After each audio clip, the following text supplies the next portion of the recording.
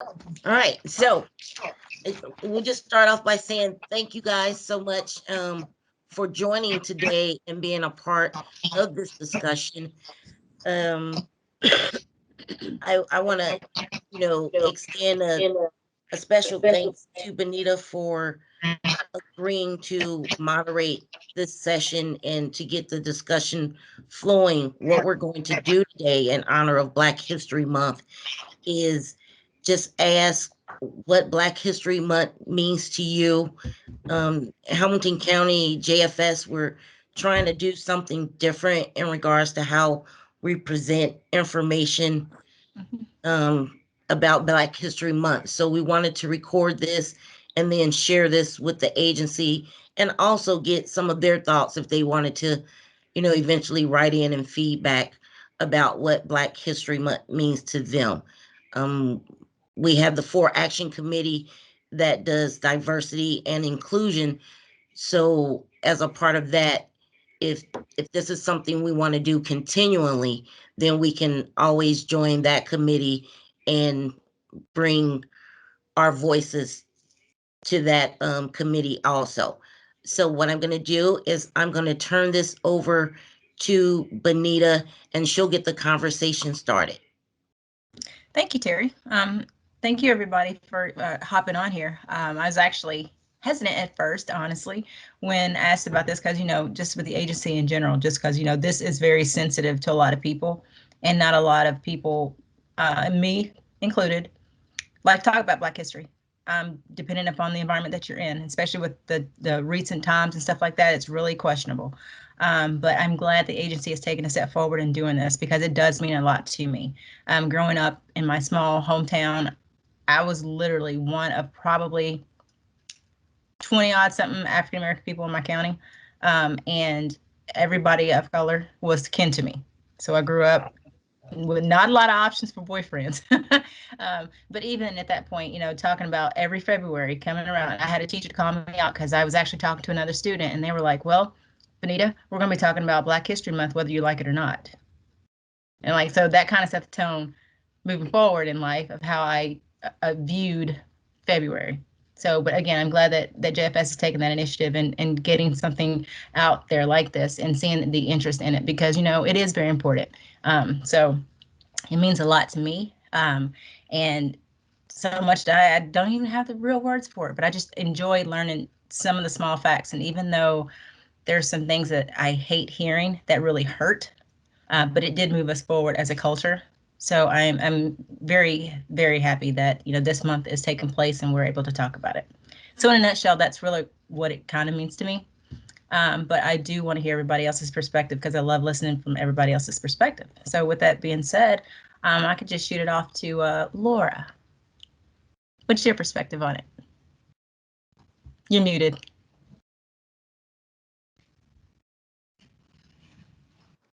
Thank you, Benita. I appreciate the opportunity to speak up. As a child of the 60s, I grew up near Detroit, Michigan. My father was a social worker in the community and had many friends that were a part of the movement. And they would come over to the house and they'd be sitting around drinking beer, and us kids were told to go back in our rooms. It was my first exposure in 1967 to what the cultural differences were, and the anger and the frustration that was there. It was very poignant to me, and it to this day, that memory is vivid in my mind, sitting at the door, listening to the conversations that folks were having about what was going to be happening and what they hoped to get from the changes at that time during the revolution, when Martin Luther King was providing, lots of guidance. A lot of folks were providing guidance, and the movement really took off. So that's what Black History Month is about for me. And it's a reminder to me to also cherish the history and understand that we've got to learn from that history. So that's what it means to me. Thank you for asking. No, not a problem, not a problem. I actually, it's interesting you said that because recently, and I'm pretty sure everybody may have seen this in the news though, where the family of Malcolm X is pressing for an investigation into the involvement of the FBI and the police force in his assassination. So that in itself is another tidbit, things that just started happening. So with that being said, it's mind-boggling, honestly. But it just brings in a lot. So April, tell me, what does it feel? How does Black History Month, what's that mean to you? You muted. You did.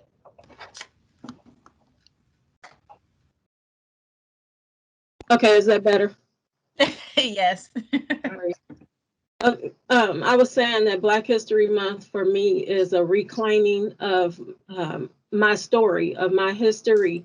The media portrays Black people in such a negative light that this month is like our chance to reclaim the stories and the images, the narrative that is portrayed of us.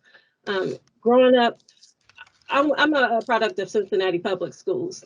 We weren't taught Black history. We were taught like the transatlantic slave trade, Martin Luther King, Malcolm X, Rosa Parks, and really nothing else that was in between. So this month we get to rewrite that story and to show the world that we are more than what is actually portrayed about us. And there is nothing more than reclaiming that history because our voice has been silent too long. And being able to, speak of it because you see it in different cultures too, where they're actually trying to, I won't say steal, but yeah, let me just call it what it is. They try to steal from our culture and claim it to be their own. I seen something this morning on Facebook, which is rather funny because African Americans, when we go to bed, we put on do-rags. And then, to protect the curls, Josh, in your case, the do-rag went, for the curls, and I forgot which one it was, the one that ties in the back. Can't remember what it's called, but the one that typically for the guys. But then now they're using it as a white fashion. I was like, well, that originated for us because we have to take special care of our hair. But with that being said, Josh, do you want to speak to anything like that? Yeah, sure. So when I think of Black History Month and what it means to me, I kind of get a couple of different feelings. I agree with April first and foremost. I think it is a reclaiming in the sense of our culture and our history. Oftentimes throughout the years, and it seems to be more being brought more to the forefront because of social media and cameras and all that stuff being recorded. But throughout the year, there's a lot of black on black crime, whether that's black on black crime or whether that's police violence against minorities, whatever the case may be. There's just constant negativity towards minorities, not even just blacks, but just minorities in general. But again, in February, we really try to place an emphasis on really bringing forth the positivity of that. Obviously the stuff is still occurring, but we really just try to, paint a picture of, the things that we have accomplished and the things that we have, overcome thus far. I also think that it's another opportunity to educate people, including minorities themselves, about the African American culture.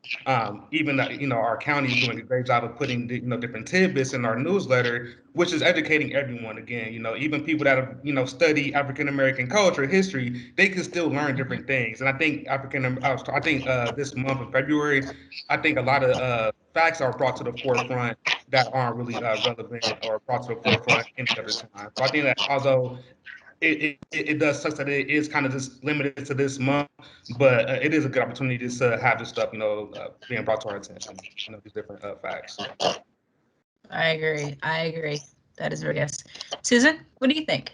I like your perspective. Pretty much agree with April and Josh. I'm a product of Cincinnati Public Schools, so yes, April hit it on the nail. It was Rosa Parks, Martin Luther King, Harriet Tubman. I'm sorry. Just the highlights, and that's all they pretty much did. And to be honest with you, because of that environment as a child and growing up, and that's all you hear, it becomes routine. So you didn't become invested. It was like, okay, you just kind of went through the motions. However, as you get older, and especially with George Foreman and the other various things that are taking place in the country over the last several years. I think it's starting to become broader, and people are learning more history of African Americans and what they have actually contributed to America. And I totally agree with Josh. 1 month does not constitute the history and what has been contributed to Black history. It is too much to grasp in a month time. And with me being in a multiracial family and being raised around being in Cincinnati public school, predominantly Black schools and what have you, I'm still learning things, and it's I'm kind of embarrassed that, if you don't take the initiative to learn outside of what is being taught to you, you're ignorant. And unfortunately, that's what it is, but it's an embarrassment. So I just believe that we have to take ownership and learn beyond February. I agree. I truly do. And I know I do see a lot of people just outside of that. What is it that you do with intention to embrace not just Black History Month, but just Black culture? And I do see a lot of people posting things on Facebook or even talking about it in their real lives, not, because, people have their social media persona versus their real persona. But when you see both of those things together in the same person at the same time, there's consistency. And a lot of times it's like they are doing that thing, just what we refer to as Black facts every month. And not to call you out, but Trevina, I notice you do this a lot, and I applaud you for that, because I'm always commenting on it and liking it. But you do a very good job at embracing that, and fellow kings and queens, and just the way that you present it, you can tell it's genuine. So can you speak on that? Yeah, so I also went to public school, but I was fortunate enough to have a very strong community that is very much so aware and conscious of Black culture and Black history. And so as a result, it has become a part of who I am. It defines me. It defines the way I wear my hair. It defines my attitude. It defines the way I've raised my children. It defines um, me as a person, professionally and personally. And it's just who I am. But, I look at February as just a part of Black history. I celebrated the other 337 days of the year, and I have tried to create a ongoing and continuum of Black History Month in my home for my family, for my children. What I don't want is for my children to um, have some of those same experiences where they're saying, well, we never knew anything other than. So I am always trying to educate and teach and facilitate with my kids. So Black History Month to me is about the other 337 days of the year. It is about the other, 11 months of the year. It is an everyday thing. For me, it's not a trend. It's not, um, you know, a momentary celebratory event. For me, it's every day.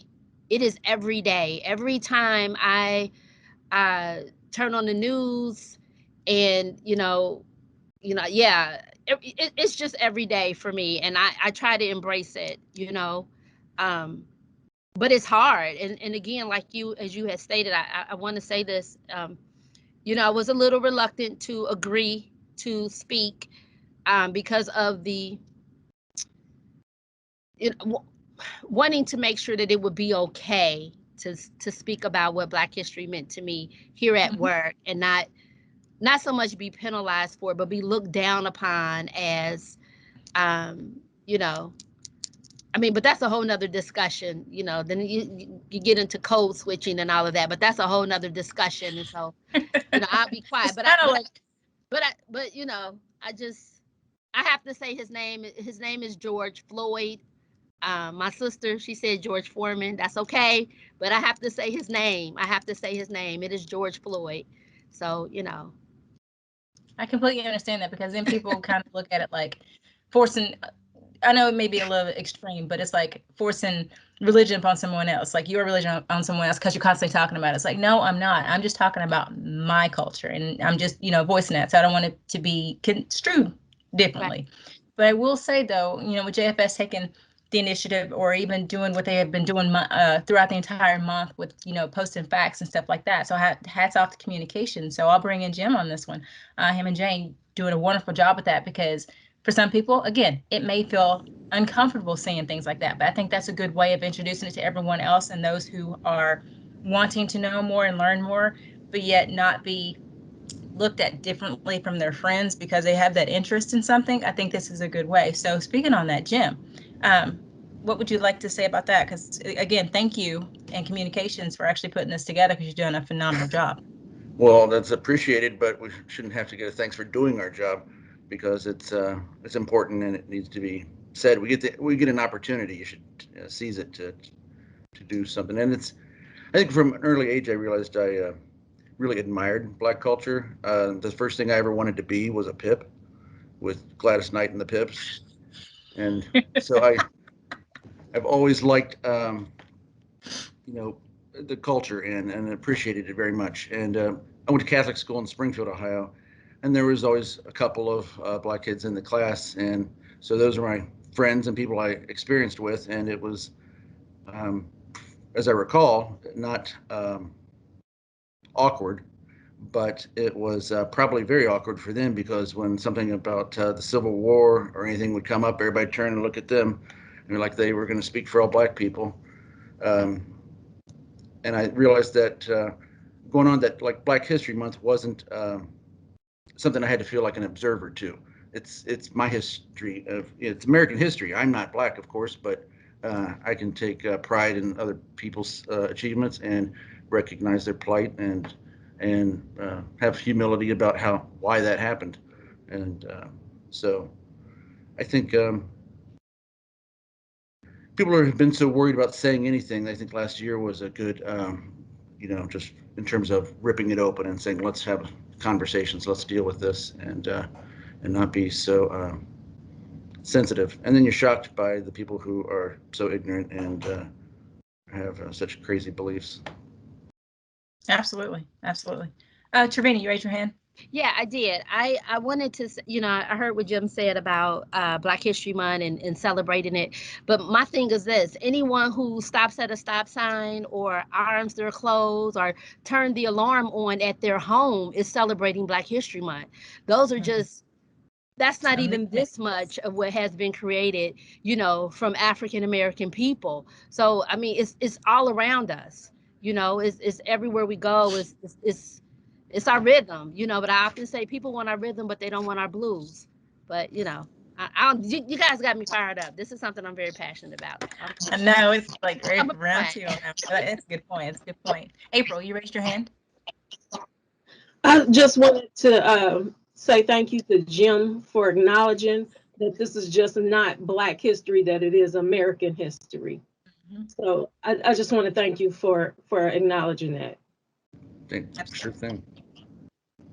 Matthew, I see you over here. Well, I don't really see you because you got camera off, but that's okay. We'll forgive you on that one. But would you like to? I have my camera on. I don't see you. But that's okay. Go ahead.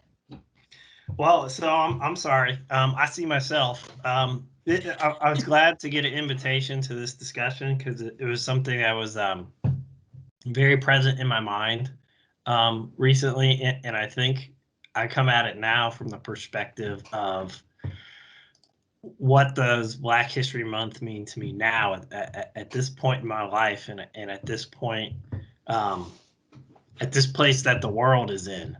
And I think where that led me to was kind of the origins of Black History Month, and looking into that a little bit, and where that came about, and an acknowledgement of the reason why. Before I forget, I'll insert it here. I was a public school kid, Dayton, Ohio public schools as well. So I find that interesting that we have, some good perspectives from, city public school kids who've grown up into adults who are maybe a little bit more used to being around a wider variety of people. But just the fact that it was necessary to highlight Black history because it's American history and it's world history. It's our shared cultural history, all of that. But it was not being treated as such. And that's not necessarily the history we learned growing up. And as someone who enjoys history, a little bit of a history nerd, I have, looked a lot about different things like who were the first people to come to America. What are the different histories of that? What are some of the ancient, histories of the world? So seeing that, yes, I think Black History Month is important because the story we're told again was not a complete story, and that does bother me. And I think what happens is people get almost like a mythology built up of like what America is, or what has been American, or the history of America, and chopping down. I cannot tell a lie. Chopping down the cherry tree, and these events that didn't necessarily happen, and this generalization and whitewashing of history, and so I think too. What Black History Month is, why it's there, and not necessarily knowing all the answers, but just a hope for the future of looking at the truth and the facts, because this is what we're talking about, truth and facts. So that this, even though it shouldn't be controversial, not just Black History Month, but truth and facts in general.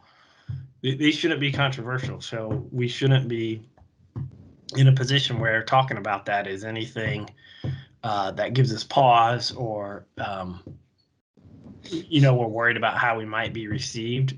So I hope that we continue to get more exposure to any of the underrepresented areas of history. Black History Month being a huge one related to that, and we find our way to a more true and just society. And I think if we break down and deconstruct some of these myths and some of these ideas, I think it's a necessary part of rebuilding a more equitable, fair, and true world in which we live in. And it seems like the world is recognizing that a little bit right now. So hopefully that continues. Yeah, that would be our hope. Laura, do you have a question? No question, just an observation or a statement. I appreciate being a white person being allowed to join this. I think it's something that we all need to do together. And I see myself as an advocate for this cause my entire life. And so I want to thank you guys for letting me as a white person come in and talk about my feelings about this and have these difficult conversations, because I think that's the only way true institutional racism is going to change. So thank you. Absolutely. Now, April Trevina, you had your hands raised. Is it still raised? Or did you have did you raise it again? You're muted. No, I didn't realize I needed to click it again and turn it off. That's okay. Jane, are you, I know you were having some difficulty. Did you want to speak in?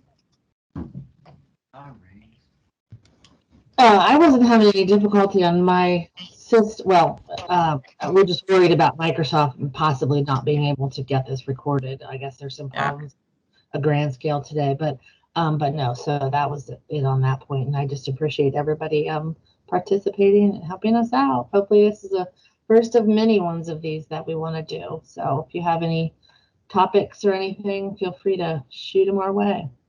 Actually, you know what? Since you did mention that, because Trevina brought something up as she was talking, and actually as everyone was talking, I'm sitting here in my head. There's like so many different things that popped up when she talked about coding, and then just the different meanings of things and stuff like that. That's a whole nother subject.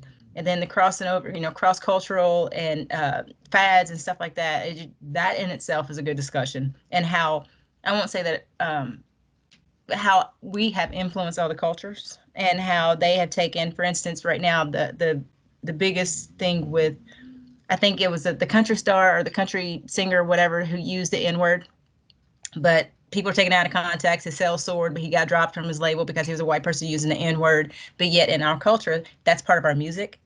And then that was the big debate. So topics in that fashion are dealing with stuff like that, where it's like, okay, it's acceptable over here, but it's not acceptable over here, and how it kind of it does have something to do with, Black history, obviously. But that would be something I would think would be a very interesting topic. And I want to be on the same panel with Trevina, because that would be an awesome conversation to have. I don't think it's ever okay to use that word. I don't even like it in our music, but I hate we could talk about Kim Kardashian. I mean, the full lips, the hips, and all of that, and how that's just so celebrated. And she's, oh my God, she's beautiful. And then when and then okay, just we'll talk later offline. Yes, we'll get together on some topics for the future. Absolutely, we can keep this coming. But I would, did everybody get a chance to speak? I want to make sure everybody got something, was able to be heard. Yes. Bonita, I see a Christopher that's online. You know what? Hold on. Let me see if I see everybody. I see him too. I just joined. I was a few minutes late to the meeting. Sorry. Oh yes, I see you at the bottom. I am so sorry, Christopher. There you are. Hi. Hey, I want your input. I'm sorry I overlooked you, because I see my screen is No, off. you didn't overlook me. I joined late. So. Yes, but tell us, what does Black history mean to you? Black history means to me, or Black history means to me. I mean, for me, it's history, and I know that I find. So I grew up. My family, like half of it was very racist, and then my mother actually was a social worker. My entire childhood was at the agency, and so she worked in children's services, and she made sure that my sister and I were exposed to different cultures, different races, all our friends.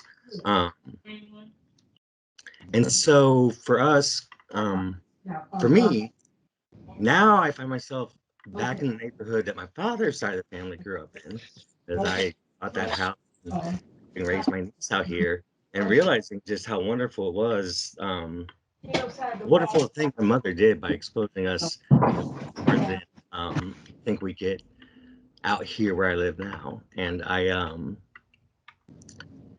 know, it's hard. It's hard. I mean, I've spent a lot of my life being an advocate for various causes, mainly behavioral health, families and children. But it's hard because you also feel guilty being the white person sometimes. And not always knowing, like, I mean, I don't know all my,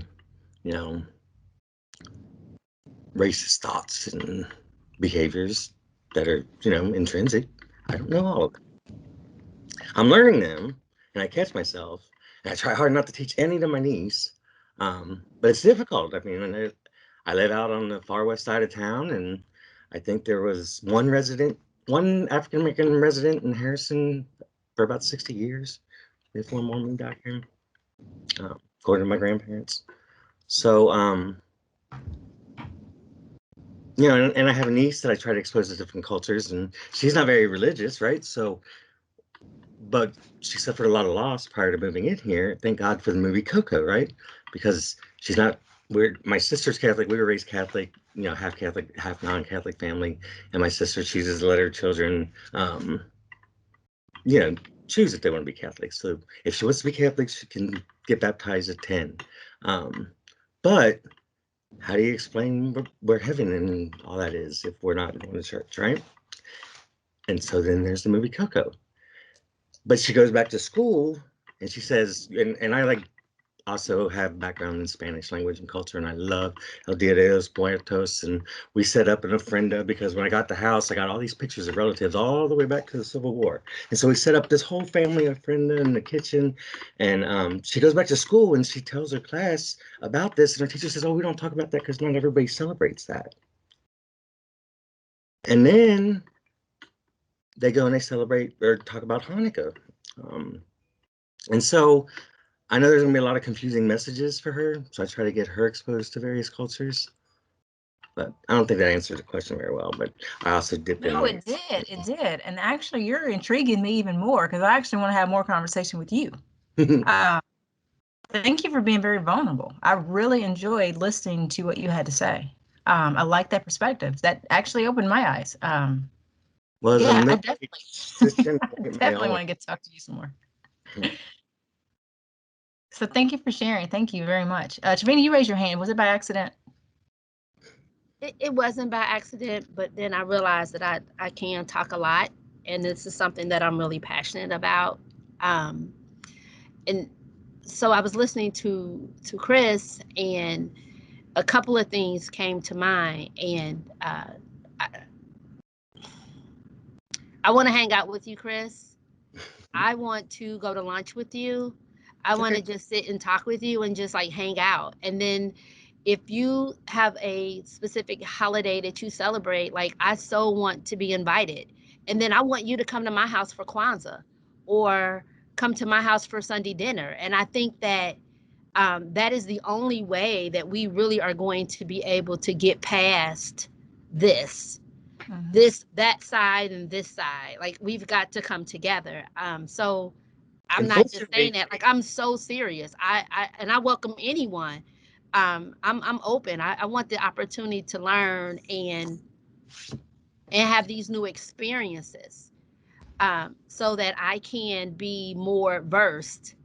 And I want to celebrate our differences as opposed to I don't know what the opposite of celebrate would be. I can't think right now, but I want to celebrate the differences as opposed to having an issue with them, if that makes sense. Right. It does.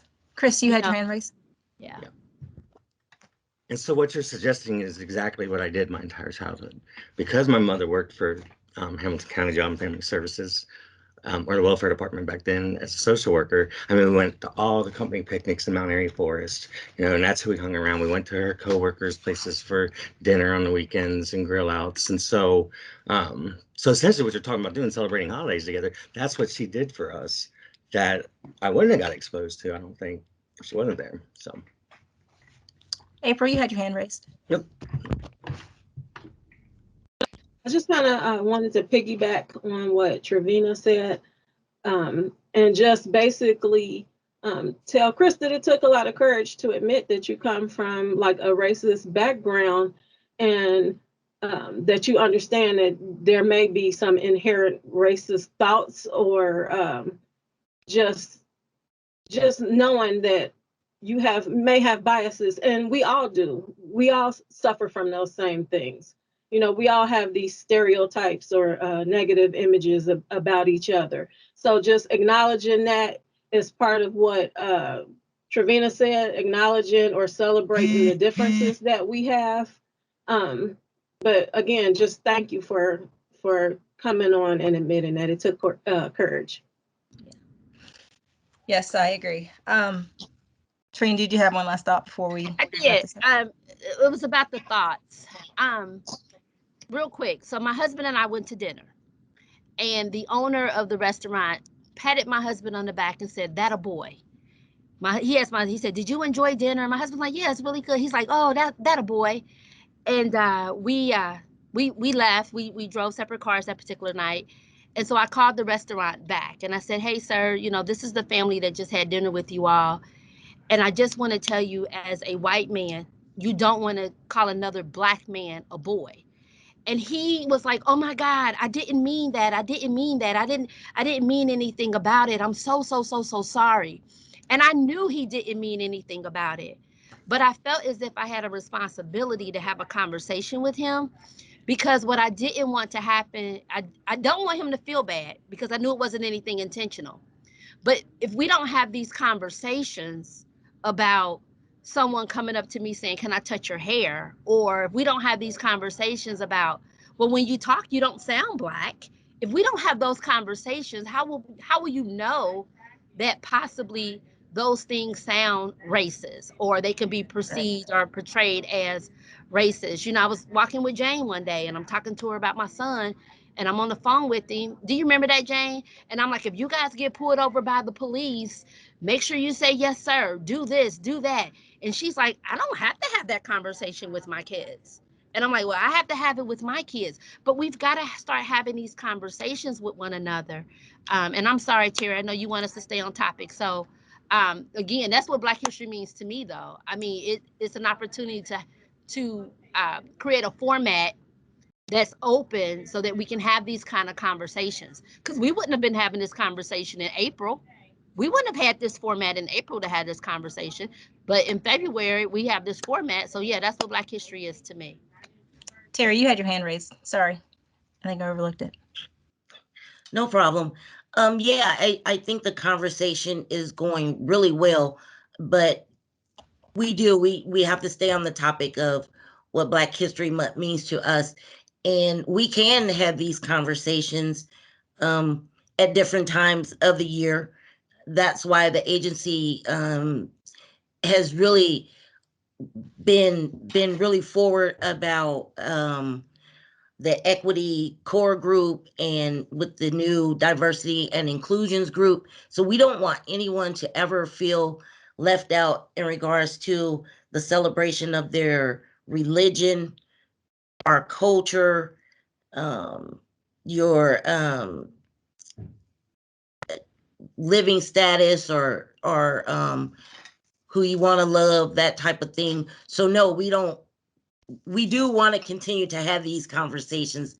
That's why we want to continue the panels and things like that. But for the purpose of today and recording this to share with the rest of the agency, we just wanted to kind of stay on topic. Since we're getting a little over our time frame. I just want to make sure that everyone had the opportunity to speak, and I'm just doing a last search. I know Susan has her hand up. Yes, I wanted to thank Communications for the Black History information, very educational. I think that allowed the staff within the agency to take the opportunity to learn more about Black history. And hopefully they will embrace that and learn from it and grow from it. But I wanted to say thank you. I also wanted to put it out here that, yes, I am aware that I misquoted George Floyd's name. Sometimes I get on autopilot and I don't think, my mouth moves faster than my brain. So I wanted to apologize for everyone that hears the video. So I wanted to put it out there. But I really appreciate this forum, and it adds value. Awesome. Trevina, did you just forget to put your hand down, or did you have it raised again? Okay. All right. Well, thank you all for the great discussion. And I actually look forward to this. And so, Jane, I think we have given you, just during this meeting, several topics, and we can email those to you as well for some future panel discussion. So if that's everything that everybody wanted to say, Terry, I'll turn it back over to you to close us out. Thank you. Thanks, Bonita. Guys, this was really a great conversation, and we do look forward to having more of them. We look forward to having them as a part of our For Action, Diversity, and Inclusion panel discussions. So we have something coming up in regards to redlining and gentrification. And if you've, lived in Lincoln Heights or over the Rhine, which is the West End, I believe, you can email us. And then you can also email me with other topics along with Jane. So in regards to just giving my couple of cents about Black history, I think you all did so well. Like I wanted to compose my notes, but I started ticking off every time someone said something, and I was like, yeah, that's what Black history means to me. But I think to give homage and thanks to Carter Woodson and Jesse Moreland, even for the thought of in 1915 founding this thing that we call the Association for the Study of African American Life and History, now which has expanded into Black History Month. I think education is a big part of it. If we could get what we call American history, because Black history is American history, if we can get this to our children instead of having to go find it for ourselves, then I just think this country, this world would be such a better place if we could embrace what everyone has created for this world.